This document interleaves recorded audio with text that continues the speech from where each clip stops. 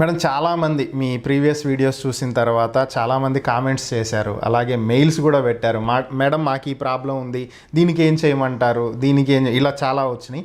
వాటిల్లో కొన్ని ఇప్పుడు మనం సాల్వ్ చేయడానికి లేదా వాళ్ళకి ఏదైనా సలహా ఇచ్చే ప్రయత్నం చేద్దాం. ముందుగా ఒక ఆమె అడుగుతుంది మేడం, ఏరియా ఎక్కడ అనేది అయితే ఆమె మెన్షన్ చేయలేదు. యాక్చువల్గా ఈమె నర్స్ అంట.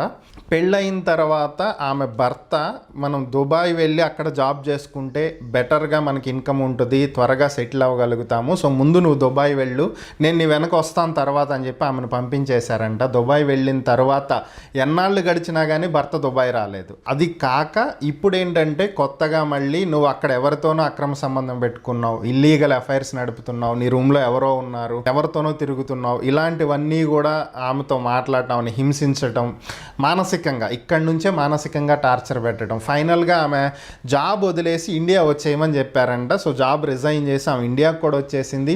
ఎయిర్పోర్ట్కి కూడా రాలేదంట, ఎయిర్పోర్ట్ నుంచే డైరెక్ట్గా పుట్టింటికి పంపించేసేసాడంట. ఇప్పుడు కూడా స్టిల్ ఇంకా ఇదే ఇష్యూ కొనసాగుతుంది. ఈ విధంగా నన్ను హింసిస్తున్నారు, వాస్తవానికి నేను ఏ ఇల్లీగల్ అఫైర్స్ పెట్టుకోలేదు, నా తప్పేమీ లేదు, ఇట్లా చేస్తున్నారు, నేను ఏం చెయ్యాలి, ఎలా దీని నుంచి నన్ను కాపాడుకోవాలి, నా భర్త నాకు కావాలి, తన మీద నాకు ప్రేమ ఉంది, నేను ఏం చేయాలి అని అడుగుతున్నారు మేడం. నమస్తే అండి. ముఖ్యంగా ఎవరైతే తన భర్త ఉన్నాడో తనకి దుబాయ్ కానీ గల్ఫ్ కంట్రీ గైడ్ లైన్స్ కానీ తెలియకపోవచ్చు. బహుశా ఉద్యోగం పర్పస్ తో రూపాయి సంపాదించుకునే పర్పస్ తో ఇద్దరు ఒకే తాటి మీద దుబాయ్ దాకా వెళ్ళాలనుకున్నారు. ఒకరు ముందు వెళ్ళారు, ఇంకొకరు వెనకాల వద్దాం అనుకున్నారు. కానీ అక్కడ గమనించండి, ఆడపిల్లకి ఉండే సెక్యూరిటీ గల్ఫ్ కంట్రీస్ లో ఇంకే దేశాల్లో ఉండదు. ముఖ్యంగా పక్క దేశం నుంచి వచ్చి పని ఉపాధి కోసం వచ్చే వాళ్ళని, లేకపోతే ఒక ఇంట్లో పనికి పని చేసుకోవడానికి ఉపయోగించుకునే వాళ్ళని ఎలా ట్రీట్ చేస్తారు అంటే, సపోజ్ మన ఇండియాలో ఎంచుకోండి. ఇండియాలో మనం పనిచేసే వాళ్ళు అక్కడో ఇక్కడో పడుకుంటారు, ఇళ్ళంతో అంతా పని చేస్తారు, వంటగదిలో కూర్చొని మూల తింటుంటారు, ఇలా జరుగుతుంటది. అదే దుబాయ్ దేశంలో ఇక్కడి నుంచి వాళ్ళు ఉపాధి కోసం ఇంట్లో పని కోసం వెళ్తే ఖచ్చితంగా వాళ్ళకు ఒక గది కేటాయిస్తారు. వాళ్ళ ఫుడ్ వాళ్ళు సపరేట్ గా ప్రిపేర్ చేసుకుంటారు. ఎందుకంటే వాళ్ళు తినే చపాతీలో ఇంకొకటి వీళ్ళు తినలేరు. వాళ్ళకి కావాల్సిన ఇంగ్రీడియంట్స్ అన్ని తీసుకొచ్చే రకంగా ఉంటది. తర్వాత త్రూఅవుట్ వాళ్ళ సెక్యూరిటీ గైడ్ లైన్స్ కోసం ప్రతి నెల వాళ్ళకి సంబంధించిన గల్ఫ్ దేశంలో ఈ పనికి ఉపాధికి పంపించే వాళ్ళకి సంబంధించిన ఒక ఇన్ఛార్జ్ ఉంటాడు. అతను వచ్చి అన్ని ఏరియాల్లో పని వాళ్ళతో మీటింగ్ పెట్టి మాట్లాడుకుంటాడు. మీకేమన్నా ఒకవేళ సెక్సువల్ హెరాస్మెంట్ ఉందా, లేకపోతే పని ఒత్తిడి పెంచుతున్నారా, లేకపోతే ఏ పనికని తెప్పి ఆ పని కాకుండా ఇంకా పని చేయించుకుంటున్నారా, మీ శాలరీ టైంకి పడుతుందా, మీకు ఇంకేదైనా ఫర్దర్గా ఇబ్బందులు ఉన్నాయని ప్రతిదీ కనుక్కుంటారు.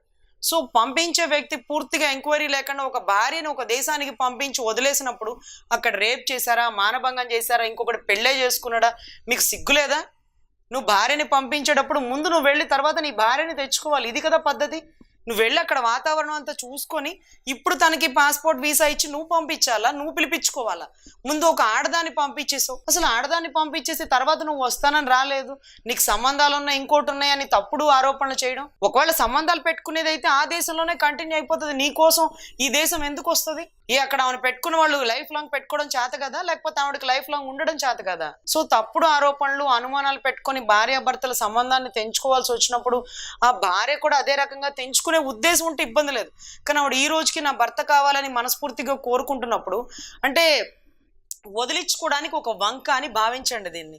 అమ్మ మీరైనా కానీ ఇష్టపూర్వకంగా ప్రేమిస్తున్నారు, కానీ అతను ఇన్ని వంకలు పెడుతున్నప్పుడు రేపు తర్వాత అయినా సరే ఇదే రకంగా మిమ్మల్ని అనుమానిస్తాడు కదా. మీరు గమనించాలి కదా, ముందు అతను వెళ్ళి మిమ్మల్ని తీసుకొని వెళ్లాల్సింది. ముందు మిమ్మల్ని ఎందుకు పంపించాడు?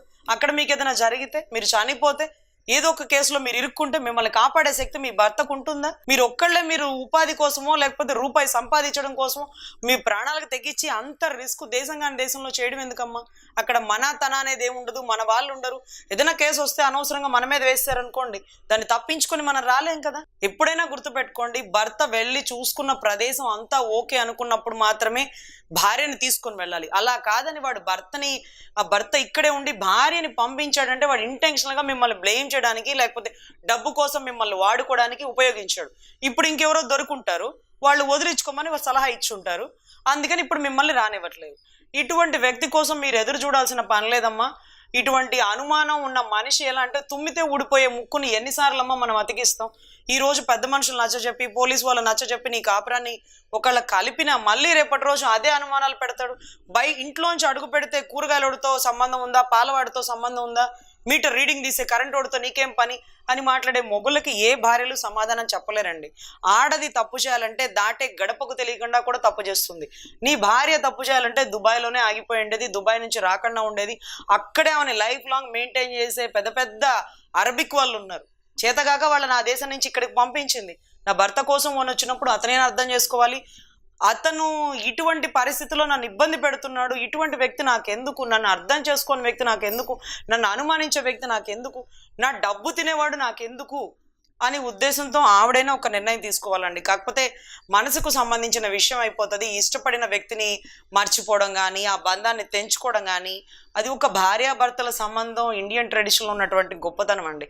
పాపం ఆవిడ ఇంకా ఎదురు చూడడం సమంజసమే అయినప్పటికీ, కాకపోతే కొంచెం ఆలోచించుకోండి అమ్మా, ఇటువంటి వ్యక్తితో ఉండాలా వద్దా అనేది. ఆ వ్యక్తికి ఆ Dubai Gulf country guide lines తెలిస్తే చాలమ్మా, మిమ్మల్ని అనుమానం అనేది ఉండదు. ఎందుకంటే అక్కడ చాలా ప్రొటెక్షన్ ఉంటుంది ఆడవాళ్ళకి. మన దేశం నుంచి ఏ ఆడపిల్లైనా ధైర్యంగా అక్కడ తిరిగేసేయచ్చు.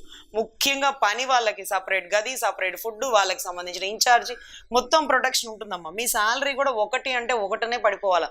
ఒక్కరోజు లేట్ అయినా కానీ అక్కడ రూల్స్ ఒప్పుకోవు, అంత పకడ్బందీగా ఉంటాయి.